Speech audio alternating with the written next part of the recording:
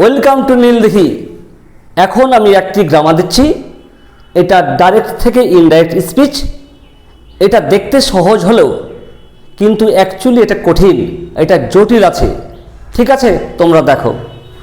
Direct to indirect. He said I must go now. এটা direct আছে, এটাকে indirect speech করতে হবে। কিভাবে করবে সেটা দেখো।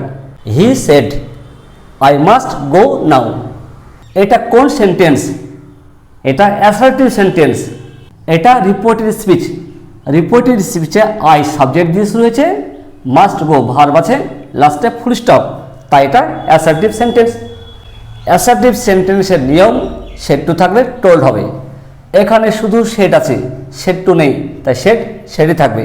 He shed. এই যে কমা কোটেশন আছে, এগুলো সব উঠে যাবে। এবার কি হবে? লিঙ্কার কি? Linker that. আই ইউ এই সব চেঞ্জ কিভাবে করতে হবে আমার অ্যাসার্টিভ সেন্টেন্সে দেওয়া আছে, এটা তোমরা দেখে নেবে। আই মানে আমি, আমি ফার্স্ট পারসন। ফার্স্ট পারসন থাকলে ফার্স্ট পজিশন লিখব। ফার্স্ট পজিশনে হি আছে।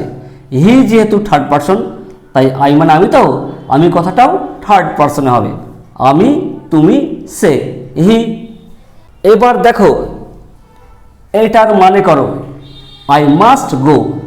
আমি অবশ্যই যাব। আমি অবশ্যই যাব। যাব এটা কি? যাব বলতে কি বোঝাচ্ছে?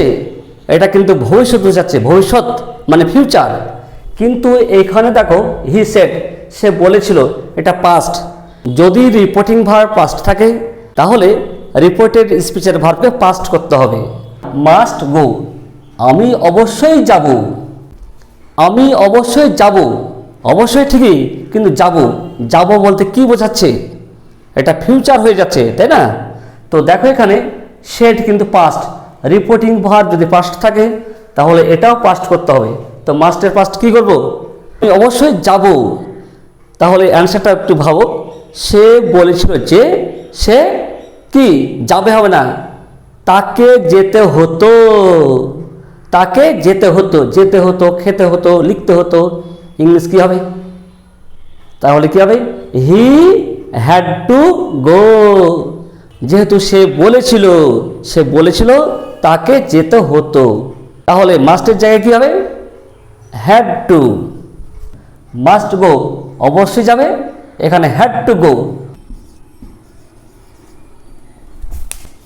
নাও আছে, নাও থাকলে দেন ফুল স্টপ। সি সেড, সে বলেছিল, উই মাস্ট রেসপেক্ট, আমরা অবশ্যই শ্রদ্ধা করব, আওয়ার টিচার্স, আমাদের টিচারদের। আগের যে গ্রামারটা ছিল আর এটা সম্পূর্ণ কিন্তু আলাদা। এর গ্রামারটা গিয়ে ছিল মাস্ট ছিল, মাস্ট উঠে গিয়ে হ্যাড টু। এখানে কিন্তু হ্যাড টু হবে না। কেন হবে না সেটাই শোনো। সি সেড, সে বলেছিল, আমরা আমাদের টিচারদের অবশ্যই শ্রদ্ধা করব। সবার কর্তব্য কি? বড়দেরকে শ্রদ্ধা করা। এগুলো হচ্ছে বাধ্যতামূলক বা কর্তব্যমূলক। সেই সব ক্ষেত্রে রিপোর্টেড স্পিচ কোনো চেঞ্জ হবে না। এটা রিপোর্টেড স্পিচ, এই রিপোর্টেড স্পিচের কোনো চেঞ্জ হবে না। তাহলে কি হবে? She said that. এবার কি আছে? আমরা, আমরা ফার্স্ট পারসন, ফার্স্ট পজিশনে সি আছে, সি কিন্তু থার্ড পারসন, তাই আমরা কথাটা থার্ড পারসনে হবে না। তাদের উচিত না, শুধু তারাই শ্রদ্ধা করবে না, এটা সবারই উচিত, সবার। আমাদের উচিত শ্রদ্ধা করা। আচ্ছা, আমরা অবশ্যই শ্রদ্ধা করব, আমরা কথাটা থার্ড পারসন যাবে না, এখানে আমাদের সবারই উচিত।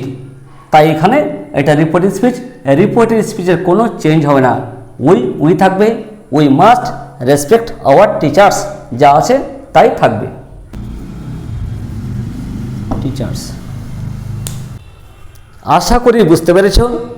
যদি তোমাদের কোনো গ্রামার জানার ইচ্ছা থাকে অবশ্যই কমেন্ট করে জানান। আজ আর নয়, এখানে শেষ করছি। Have a nice day.